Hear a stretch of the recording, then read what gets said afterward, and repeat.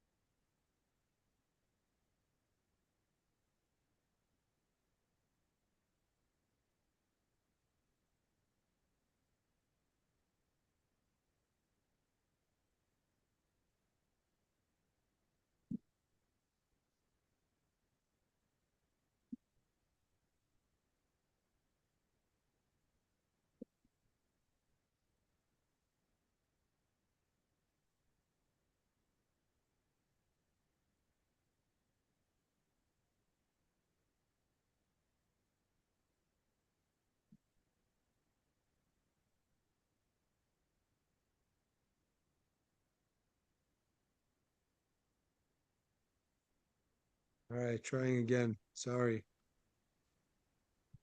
Continuing on.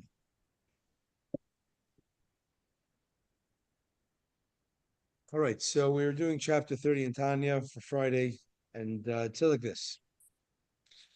One who suffers from Timtum Alev, someone who suffers from basically the ego blocking out sensitive feeling for Hashem, must also set his heart to fulfill the instruction of our sages, which is be lowly of spirit before every man. It says in Pirkei Avos, you should be lowly of spirit before every man. The wording implies be thus, and do not merely act thus in all sincerity. Meaning truly realize that in a sense you are lower than every other person. How? If in the presence of every man, mamish. Even the presence of the most worthless of men, Kal Shmakalim, you could still remember we're talking about a pretty high level spiritual seeker. Yet he could still say he's lower than the guy in the betting There's party. no such thing as the most worthless of men. That right there, that tells me something about the guy who's writing this, that I don't agree with him. It's a term. It's a term. It's a term, but you don't even talk about somebody like that. It's not his term. Well, I see it written there. First of all, it's a translation, so you always have to question the translation. The Hebrew word, which is found throughout the entire Talmud. If you look at the Hebrew is kal shep kalim. Okay, maybe that's the way it's used, but what the Hebrew says, you're right. The Hebrew makes much more sense. Okay, So you always The question the simplest of the translation. simple. Yeah, okay, there is such a thing as that. That makes sense. But to So translate yeah, it like that, it's wrong. okay. So happy we agree. So I mean the someone that in their actions they're the lowest of the low. Doesn't mean that they're worthless. It's a bad translation. In their actions, they're the mafia guy, the gambler. Meaning people that are in society, they act in the lowest way. That's what it means. Understand that? That's the term. I don't know why they do worthless. I'm not sure why. I'm not sure who translated it. But the point is, even to the kind of the He's most, doing it for Chabad. That's why whoever it is, he's not doing it for Chabad. They should get a different better translator. I'll have to send them an email. I don't Good. have the Steinsaltz in front of me, but I'd imagine they translate it differently. Anyways, the point is that it says in the Mishnah, be of low spirit, be of meek spirit in front of every single person. And he's saying that every single person means literally, like even someone who you think has no saving grace in their actions, they're very, very low, unsavory behavior. You could still look at that. You don't have any superiority over them. Why? How? How? It's easy to say, but how, if you're of someone who's a very high level, you know, good, ethical person and spiritual person, and you work hard on that, and the other person just lets loose and does all types of uncouth behavior, how could you look, how could you truly be of meek spirit in front of him as well, as the Mishnah says?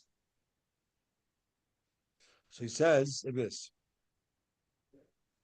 this can be accomplished by following the instructions of our sages. Al tadnes chaverach ad shetegilim kaimat. It says in another place in Avos that you should not judge your friend until you stand in his place. Don't judge your friend until you stand in his place. For it is literally his place. I mean, why is this guy, for example, a guy, unemployed, shady character of the marketplace? Why is he doing that?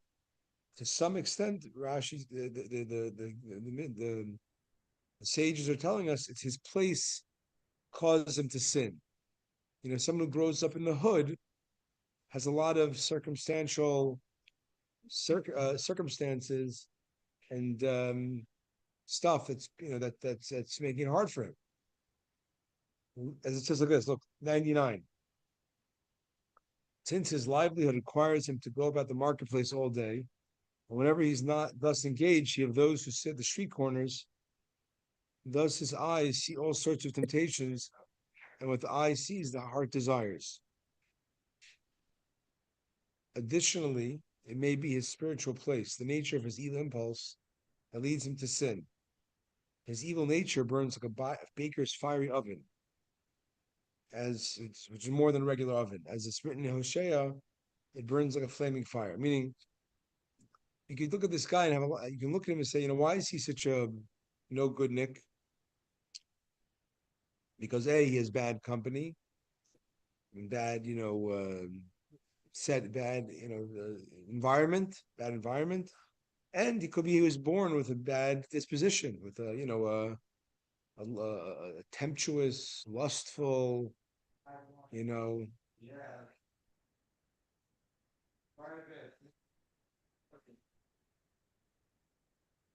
It is different, however, with him who goes about but little in the marketplace. Most of the day, he's at home. Someone who's not as needing to go outside to the big world.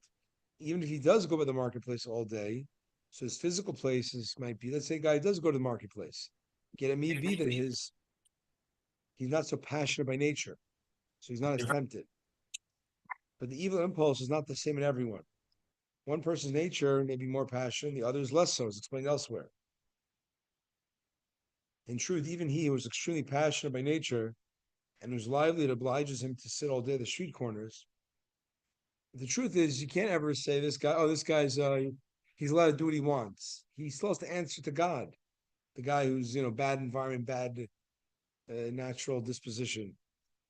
He has no excuse for his sins, and he is termed, as we said earlier, Rasha Gomer, an utter evildoer, for not having the dread of God before his eyes. You have obligation to, develop breaks for your behavior by putting, realizing Hashem is watching and all that.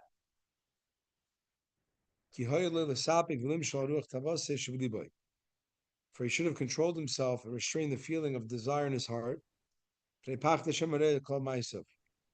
of the fear of God who sees all his actions. As we explained elsewhere, as we said earlier in chapter 12, that a human being can always override his nature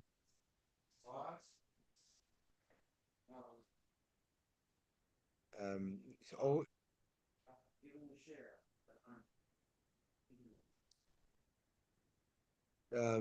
the mind always rules over the heart, meaning you have to always, life is about free choice and self-control, and no matter what your circumstances are, you got to have you have free choice, you have self-control that you're accountable for. So the guy who's the low of the low, so to speak, proverbial low of the low, guy who's a menace to society. Okay, you from your end, you have to judge him, compassionately. From his end, he's responsible. Truly, it's a great fierce struggle to break one's nature, which burns like a fiery flame, for the fear of God indeed is like a veritable test. Therefore, every man ought to weigh and examine his own position according to the standards of his place and rank in divine service.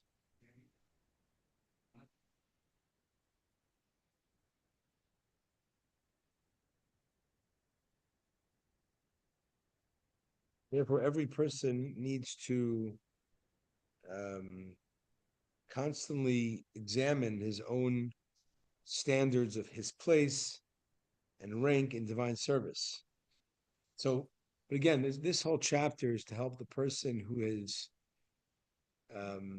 spiritually numb, despite learning Torah and Hasidus and praying but just spiritually, it's not being motivating.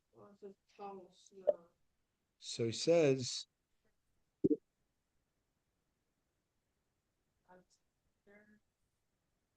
as to whether he served, you have to examine you. So you examine yourself. You're learning Torah in the study hall.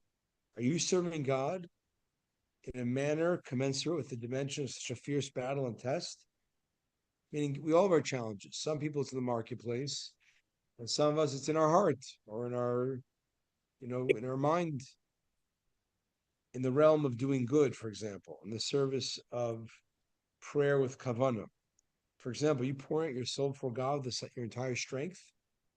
Everybody has a challenge wherever level they're on. And this guy has a very hard challenge. We said the guy in the lowly marketplace, no goodnik, has his challenges. To the extent of wringing out his soul.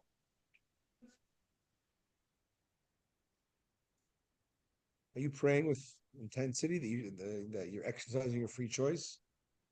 He must wage a great and intense war against his body and the animal soul within it, which impede his devotion, crushing and grinding like dust every single day before the morning evening prayers. Meaning, again, the guy who's the career student, scholar in the Hasidic base medrash, is he waging war with his animal soul to daven the way he should? And also during prayer, you have to exert yourself with exertion of the spirit, meaning that you should not grow weary of long contemplation, meditation on God, and an exertion of the body to remove the hindrances of devotion that are imposed by the body. As we explained further at length.